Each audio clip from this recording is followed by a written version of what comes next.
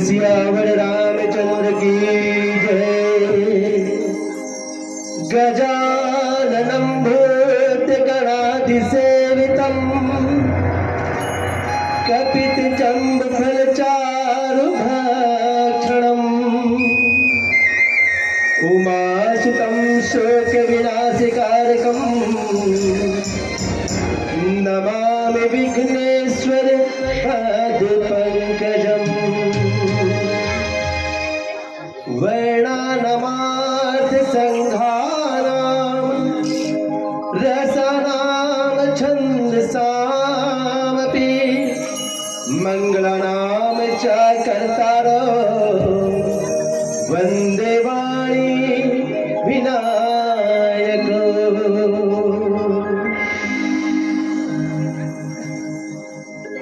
जनपद स्तरीय रामायण प्रतियोगिता जनपद पंचायत नारायणपुर के द्वारा आयोजित आप समस्त ग्रामवासी ग्राम दरगहन के सक्रिय सहयोग से यहाँ 2 दिवसीय रामायण प्रतियोगिता में ग्राम दरगहन के समस्त श्रद्धालु भक्तजन, माता, भाई, बहन, युवा साथी, बुजुर्ग, सियार, नन्हे मुन्ने बालकों का आप सभी के पावन चरणों में नवज्योति मानस परिवार बाड़गड़ी नयापाड़ा की ओर से सादर प्रणाम वंदन नमन।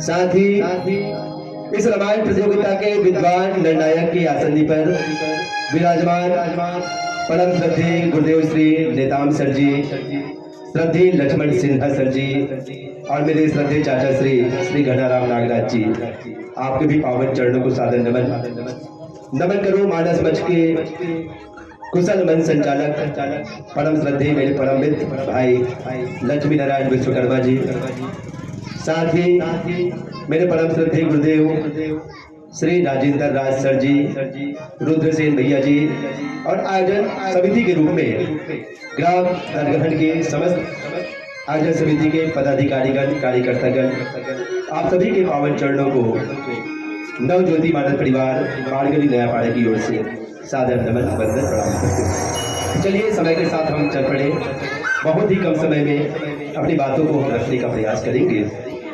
तो चलिए हम कथा प्रसंग की यात्रा करें। उससे पहले एक प्यारा सा भजन, उसके पश्चात मिले प्रसंग, अरण्यकांड, सबरी प्रसंग पर हम सभी चर्चा करें। तो चलिए क्या है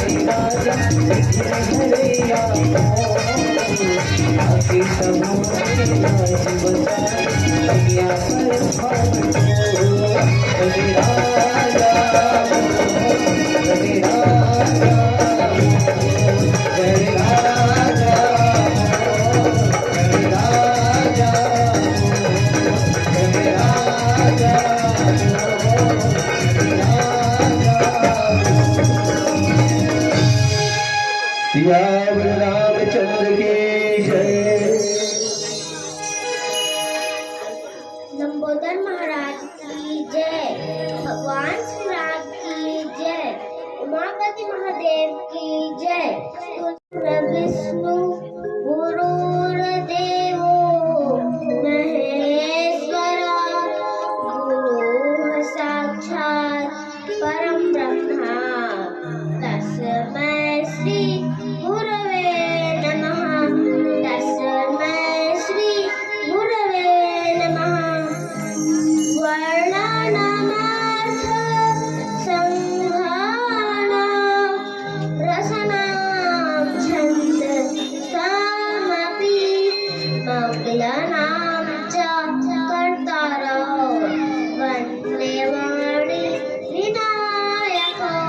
वन्दे वाणी विनायक। मेरे माता पिता को मेरा प्रणाम। मेरे गुरुजनों को मेरा प्रणाम। आप सबको मेरा प्रणाम। उठो, जागो और तब तक चलते रहो जब तक परम लक्ष्य की प्राप्ति न हो जाए। कहा था उस महान ज्ञानी ने जिसका नाम था विवेकानंद, जिन्होंने विश्व के हर कोने कोने में हिंदू धर्म का परचम फहराया था। उनका नाम था विवेकानंद। सोचोगे कि तुम महान हो तो महान ही बनोगे। सोचोगे कि तुम कमजोर हो तो कमजोर ही बनोगे। कहा था उस महान ज्ञानी ने जिसका नाम था विवेकानंद। तो भगवान श्री राम के साथ साथ स्वामी विवेकानंद को भी मेरा प्रणाम। कार्यक्रम के संचालन कर रहे मेरे बड़े पापा जी को मेरा प्रणाम और कार्यक्रम के निर्णायक मेरे दादा लोगों को भी मेरा प्रणाम। कार्यक्रम का और राम कथा का आनंद ले रहे मेरी प्यारी माताओं को भी मेरा प्रणाम, क्योंकि आप सभी माताओं के कृपा एवं आशीर्वाद से ही मैं यहाँ राम कथा कहने का छोटा सा प्रयास कर पा रहा हूँ। गलतियाँ होना स्वाभाविक है, पर मुझे अपना बच्चा समझकर क्षमा कर दीजिएगा। तभी तो कहते हैं ना कि ऊपर जिसका अंत नहीं उसे आसमां कहते हैं, ऊपर जिसका अंत नहीं उसे आसमां कहते हैं, और नीचे जिसका अंत नहीं उसे हम माँ कहते हैं, उसे हम माँ कहते हैं। नौ माह गर्भ में रखती है, अमृत सा दूध पिलाती है, खुद गीले में सो जाती है, तुझे चूल्हे में सुलाती है। अगर कांटा तुझे चुभ जाता, नेत्रों से अश्रु बहाती है, अफसोस अब इस बात की बुढ़ापे में कष्ट पाती है। यानी कि माँ 9 माह हमें अपने गर्भ में रखती है और फिर कितना कष्ट सहकर हमें जन्म देती है, और फिर अपना मीठा अमृत सा दूध पिलाती है। और जब हम छोटे थे ना, तो सोते सोते माँ के बिस्तर को गिला कर देते थे। अब आप लोग कहोगे कि बिस्तर गिला कर सो जाता था, अरे सुसु करके गिला कर देते थे। तब माँ क्या करती है, खुद उस गिले में सो जाती है और हमें सूखे स्थान में सुलाती है। और जब हम थोड़े बड़े हुए और खेलते खेलते जब हमारे पैरों में कांटा चुभ जाता है तो रोने लग जाते हैं, तो माँ भी हमें देखकर रोने लग जाती है। और जब वही माँ बूढ़ी हो जाती है तो बहुत कष्ट पाती है, क्योंकि जब हम छोटे थे तो माँ हमारी सेवा कर रही थी, और जब हम बड़े हो गए और माँ बूढ़ी हो गई तो हमें उनकी सेवा करनी चाहिए, पर हम वो काम नहीं करते, इसलिए माँ बहुत कष्ट पाती है। मेरी प्यारी माताओं, हम सबकी 4 माँ होती है। अब आप लोग कहोगे कि हमारी तो केवल एक ही माँ है, ये 3 माँ और कहाँ से आ गए? तो मैं बताता हूँ। हमारी सबसे पहली माँ वो है जो 9 माह हमें अपने गर्भ में रखती है और फिर कितना कष्ट सहकर हमें जन्म देती है, और फिर अपना मीठा अमृत सा दूध पिलाती है, वो है जननी माँ। तो बोलिए जननी माता की जय। हमारी दूसरी माँ वो है जिसके गोद में हम चलते हैं, जिसके गोद में हम बढ़ते हैं, जिसके गोद में हम खेलते हैं, जिसके गोद में हम अनाज बोकर खाते हैं, वो है धरती माँ। तो बोलिए धरती माता की। हमारी तीसरी माँ वो है जब हम जन्म लेते हैं तो 1-2 साल तक माँ के दूध पीते हैं, फिर जिसके दूध पीकर हम सब बड़े होते हैं, वो है गौ माँ। तो बोलिए गौ माता की। हमारी चौथी माँ वो है जो हमें मरने पर तारती है, वो है गंगा माँ। तो बोलिए गंगा माता की। इस प्रकार से हमारी 4 माँ होती है। पहली माँ कौन? हमारी पहली माँ है जननी माँ, और दूसरी माँ, हाँ हमारी दूसरी माँ है धरती माँ, और तीसरी माँ, हाँ हमारी तीसरी माँ है गौ माता, और चौथी माँ, हाँ हमारी चौथी माँ है गंगा माता। इस प्रकार से हमारी 4 माँ होती है। एक बार इन 4 माँ के लिए जोरदार तालियां हो जाए। इस संसार का सबसे छोटा शब्द है माँ। विराटता इतनी, महानता इतनी कि अगर पूरा ब्रह्मांड आके समा जाए तब भी छोटा ना पड़े, ऐसी होती है माँ। अगर आपको माँ के प्रेम के बारे में ही जानना है तो आप बस ये याद रख लेना कि जब एक बच्चा बड़ा होकर योग बनता है, काम करने के लायक हो जाता है, कमाई करके घर को वापस आया तो दरवाजे में पिताजी मिल जाते हैं। पिताजी ने पूछा, दिखा बेटा तूने कितना कमाया?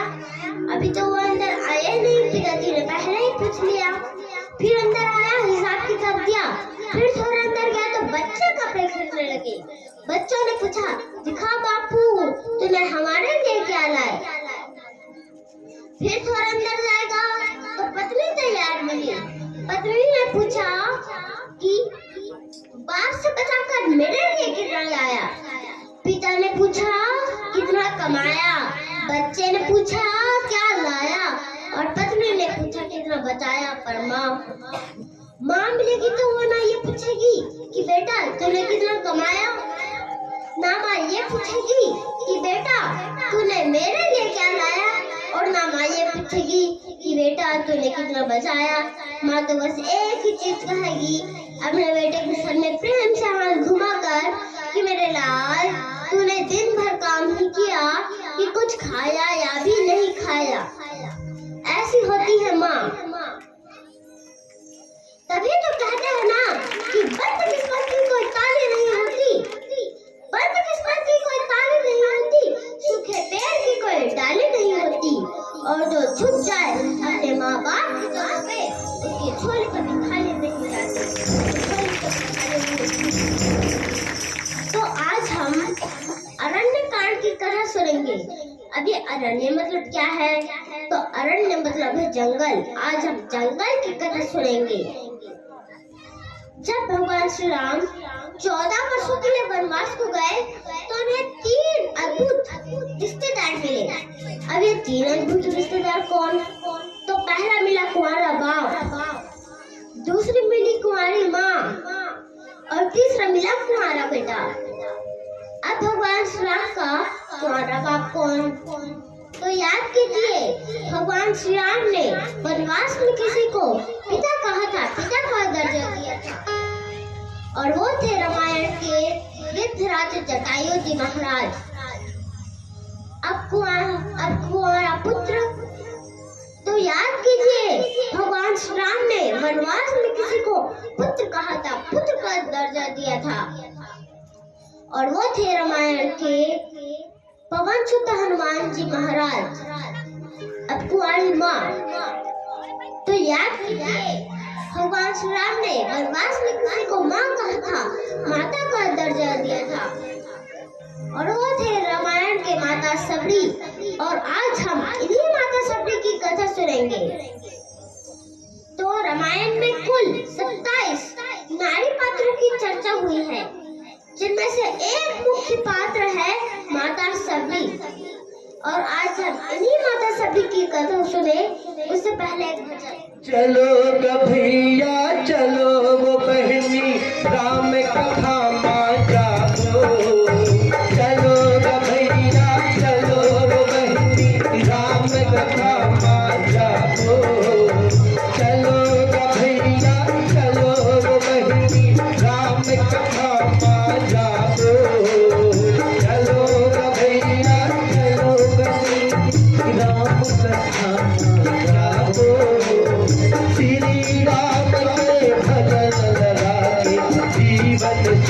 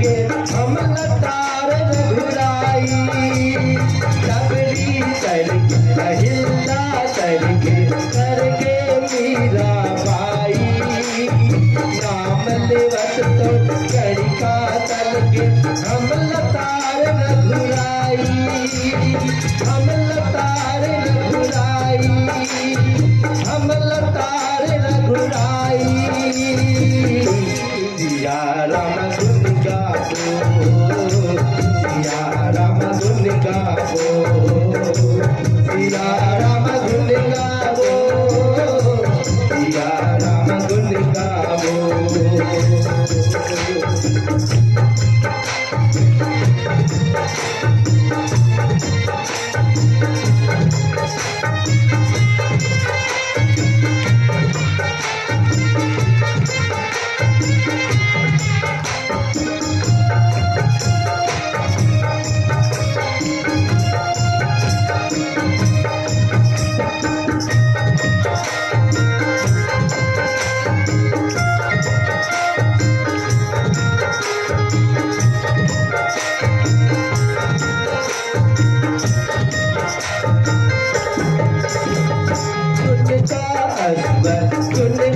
विजय सुन गा लक्ष्मण भैया, युगल सिंहार आह्वान करत है पार लगा बोलैया।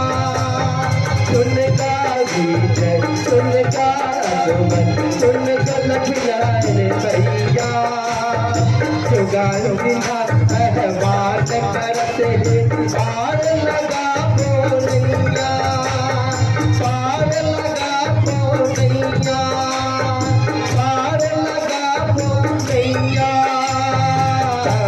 सिया राम गुण गावो, सिया राम गुण गावो, सिया राम गुण गावो, सिया राम गुण गावो, सिया राम गुण गावो, सिया राम गुण गावो, सिया राम गुण गावो, सिया राम गुण गावो। चलो ग भैया चलो ग बहनी राम कथा मानो, श्री राम अनुराग संग मिलके डुबकी लगाओ, श्री राम अनुराग संग मिलके डुबकी लगाओ।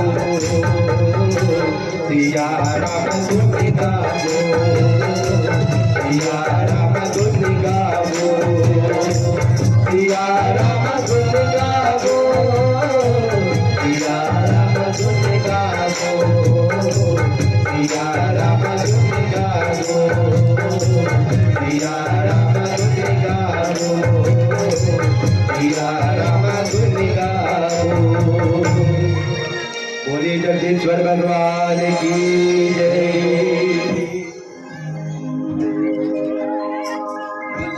महातपस्विनी सबरी जा को नाम, मतंग मुनि कहकर गए तो ही मिलेंगे राम, तो ही मिलेंगे राम। सोने की चिड़िया माँ भारती और सत्य सनातन धर्म के सबसे आदर्श पुरुष मर्यादा पुरुषोत्तम भगवान श्री राम को मैं नमन करता हूँ। ऋषि मुनियों के कई जन्मों की तपस्या के बाद भी जो नहीं मिलते, वो एक भिल्ली के घर स्वयं चलकर आते हैं और न सिर्फ दर्शन दिए बल्कि उस बिल्ली के जूठे पेड़ भी खाते हैं। और बाबा तुलसीदास जी ने क्या खूब कहा है कि प्रबल प्रेम के पाले पड़कर, प्रबल प्रेम के पाले पड़कर प्रभु का नाम बदलते देखा, अपना मान भले न जाए भक्त कमाना करते देखा, भक्त कमाना करते देखा। भाव नहीं तो कुछ भी नहीं, लाख करो गुणगान, भाव के भूखे हैं भगवान, भाव के भूखे हैं भगवान। जब हम भगवान की पूजा करते हैं, आराधना करते हैं, तो हमारे अंदर सच्चा मन नहीं रहता, सच्चा भाव नहीं रहता, इसलिए भगवान हमको नहीं मिलते। हमें जिस प्रकार जब एक बच्चा माँ की गोद के लिए रोता है ना, तो माँ बच्चे को लॉलीपॉप पकड़ा देते हैं, और अब तो माँ लॉलीपॉप नहीं बल्कि मोबाइल पकड़ा देते हैं। अगर बच्चा लॉलीपॉप में उलझ गया या मोबाइल में उलझ गया तो माँ गोद में नहीं रहती, चल तो मोबाइल ले या लॉलीपॉप ले, मैं अपना काम निपटाती हूँ। उसी तरह अगर हम भगवान के दर्शन के लिए रोएंगे ना, तो भगवान भी हमें लॉलीपॉप पकड़ा देंगे। अब कौन सा लॉलीपॉप? तो मान बढ़ाई प्रतिष्ठा, आपको पैसा दे देंगे, आपको धनवान बना देंगे, खूब ऐशो आराम दे देंगे, आपको लगेगा बड़ी कृपा है भगवान की।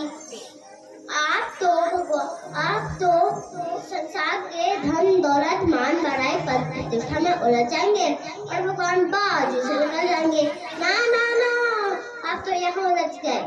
तो ये संसार का लॉलीपॉप है, मान बढ़ाए प्रतिष्ठा, इसका मत उलझ जाना, वरना भगवान हमें नहीं मिलेंगे। हमें माता सबरी की तरह प्रतीक्षा करना होगा। माता सबरी ने तो 10,000 वर्षों तक भगवान श्री राम की प्रतीक्षा की थी। अगर आपको कोई कहेगा कि मैं वहां से आ रहा हूँ, तो आप 1 घंटा भी इंतजार नहीं कर पाओगे, आप चले जाओगे। और माता सबरी ने 10,000 वर्षों तक भगवान श्री राम की प्रतीक्षा की। मैं ऐसे ही 10,000 नहीं बोल रहा हूँ। वाल्मीकि रामायण में ये स्पष्ट अंकित है 10,000 वर्ष। और ये सबरी का अर्थ क्या है?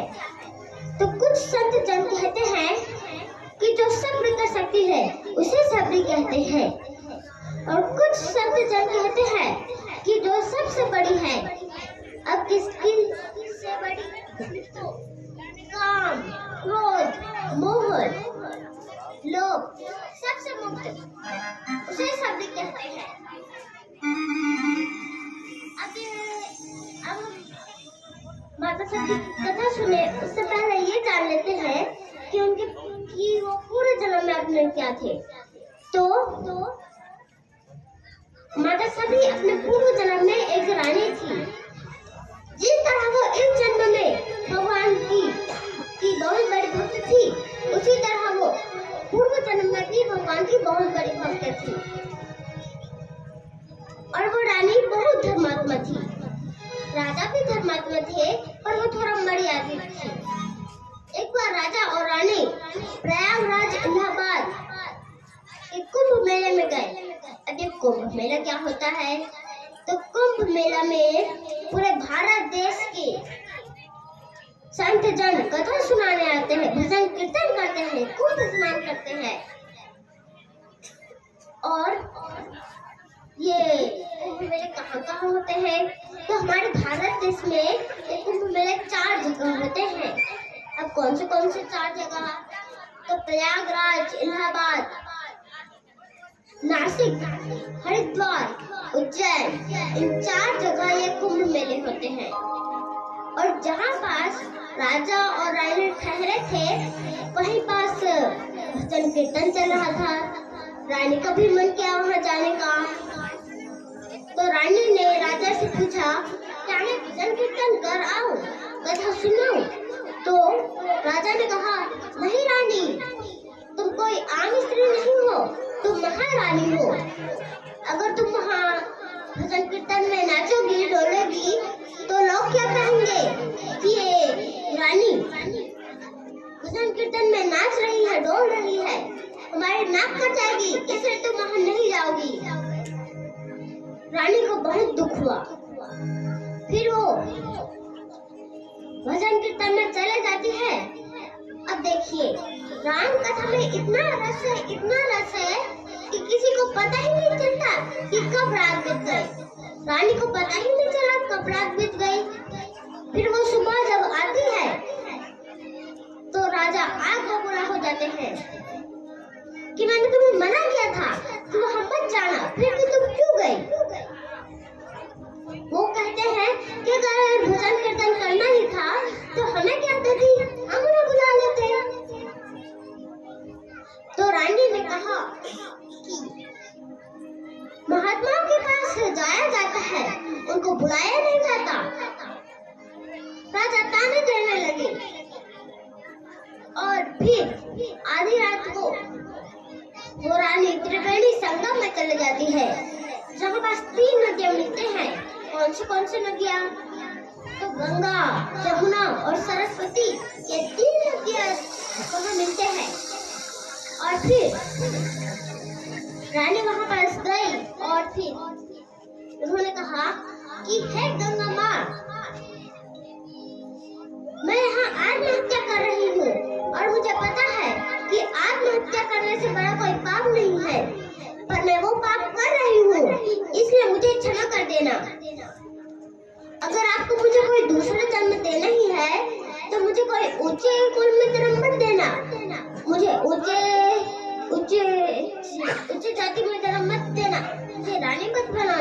सुंदर मत बनाना, ताकि मैं भगवान के भजन कीर्तन कर सकूं।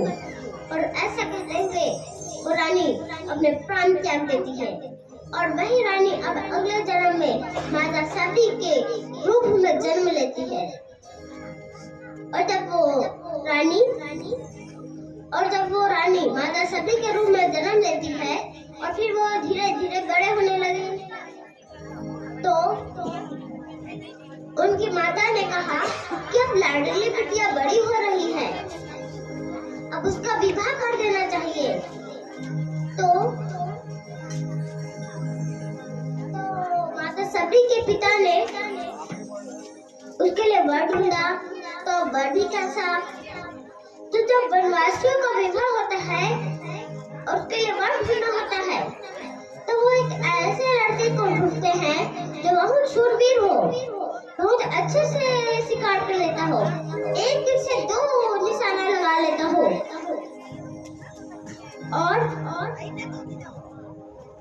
और फिर इस तरह से उनको एक वर मिल भी जाता है और फिर उसके साथ माता सबरी का विवाह तय हो जाता है। और शादी की तैयारी चल रही थी और शादी के पहले दिन माता सबरी खिड़की से झांक रही थी, तो न कई सारे पशु पक्षी वहाँ पास बंधे हुए मिले। उन्होंने अपने पिता से पूछा कि इतने सारे पशु पक्षी यहाँ क्या कर रहे हैं। तो फिर उनके पिता ने कहा कि ये सारे पशु पक्षी तुम्हारे विवाह में इनका भोजन बनाकर बरातियों को खिलाया जाएगा, इसका भोजन बनाकर खिलाया जाएगा। और फिर माता सबरी को बहुत दुख हुआ। वो कहते हैं कि शादी करूंगी तो ये निर्दोष पशु पक्षी मारे जाएंगे, उससे अच्छा है कि मैं शादी ही ना करूं। और आधी रात को माता सबरी उठ के उन सभी पशु पक्षियों को बलि कर देती है। और उन सभी पशु पक्षियों ने माता सबरी को आशीर्वाद दिया कि हे सबरी, तुमने हमको बड़ी किया है और भगवान तुम्हें बड़ी करेंगे। और उन्होंने माता सबरी ने सबको बड़ी कर दिया। उसके बाद खुद भी दूर जंगल में चले गए। अगर वो पास में रहती तो पिताजी उन्हें ढूंढ लेते और विवाह करवा देते, पर उन्हें विवाह नहीं करना था, इसलिए वो दूर जंगल में चले गए। और अगर उनके जगह हम कहीं चले जाएंगे तो सबसे पहले ये सोचेंगे कि कहाँ रहेंगे। कर का भरोसा भैया माटी के हीरा, चोला माटी के हीरा, ये कर का भरोसा चोला माटी के हीरा।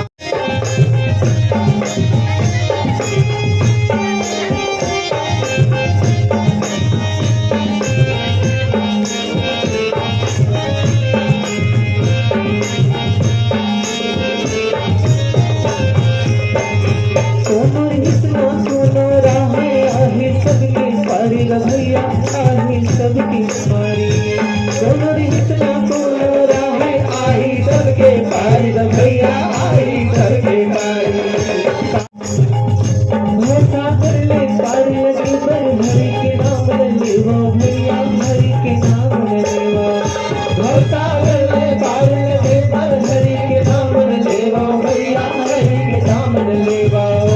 ये दुनिया है माया की सब कर लो हरि के नाम भैया, ले वो हरि के नाम। ये दुनिया है आके भैया, ले वो हरि के नाम भैया, ले वो हरि के नाम। चोला माटी के हीरा, ये कर का भरोसा चोला